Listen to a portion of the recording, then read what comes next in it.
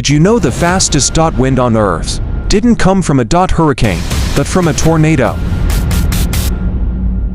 On May 3, 1999, a monster F5 tornado hit Oklahoma, USA.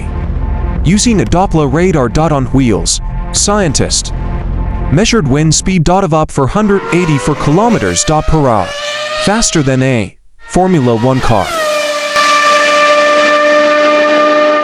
This tornado was over 1 mile wide and stayed on the ground for 38 miles, leaving behind total destruction, and cars flew like toes.